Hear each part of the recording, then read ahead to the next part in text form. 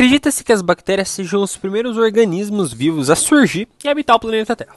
Bom, e com isso a gente sabe que elas são classificadas de diversas formas, incluindo o tamanho, a morfologia, a reprodução, a forma de nutrição dessas bactérias e afins. A gente tem dois grandes grupos das bactérias, incluindo as eubactérias, que são aquelas bactérias mais comuns, como as bactérias decompositoras, as bactérias parasitas e as cianobactérias. Elas estão presentes, né? Aí, no nosso dia a dia, né? Então são as mais comuns.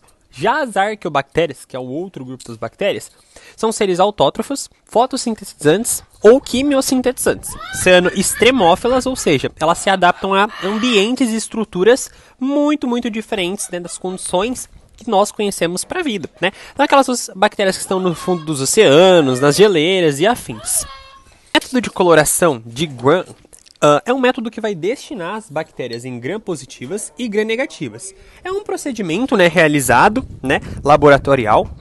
As gram-positivas, né, por meio da coloração de Gram, elas tendem a ficar com a cor violeta, né, por conta da sua camada aí.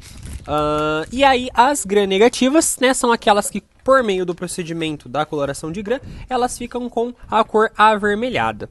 Aí a gente tem, né, algumas bactérias gram-positivas e gram-negativas de maior interesse. Vamos dar o exemplo aí, né, da gram-negativa Rickettsia. E a gente tem, né, a bactéria da pneumo, que sendo uma gram-positiva. Então a gente tem essas duas diferenciações aí por meio, né, do método de coloração de Gram. Isso, né, essa coloração, reforçando, ela é dada por meio, né, da camada das bactérias, onde a camada que fica, né, violeta, que é a camada positiva, ela é uma camada mais resistente, enquanto que a camada negativa é uma camada bem mais simples, bem mais fraquinha assim, por isso ela fica mais vermelha. Anatomia das bactérias. A gente tem elas subdivididas em os cocos, né, que são aquelas em formato de esfera, e quando elas são agrupadas, elas vão formar aí uma colônia. Um exemplo, né, dessa bactéria em formato de cocos é a clamídia. Aí a gente tem os bacilos ou bastonetes, né, que eles vão assumir o formato de bastões, aí são aqueles mais compridinhos. A gente tem alguns exemplos, né, como o bacillus, o rhizobium e alguns outros, né. A gente tem bastonetes curtos, o cocobacilo, né, o grande exemplo dele é a febre maculosa. Aí então a gente tem, né, ainda assim no formato anatômico, a classificação por meio do formato anatômico, os espirilados, né, que são bactérias em formato espiral, como diz o próprio nome, né. Então essas são bactérias que elas não vão, né, se corar nem na cor vermelha, nem na cor violeta por meio do processo de Gram, da coloração de Gram. Então a gente tem sempre que levar em consideração que as espiraladas elas não vão se colorar. A respiração celular também é uma outra forma de classificação, né? Sendo subdivididas em aeróbicas, que necessitam do oxigênio para o metabolismo.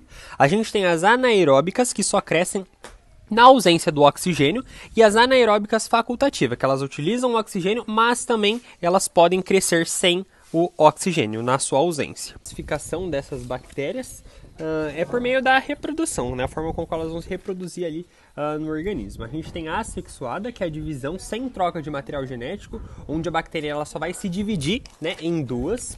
A gente tem essa forma aí.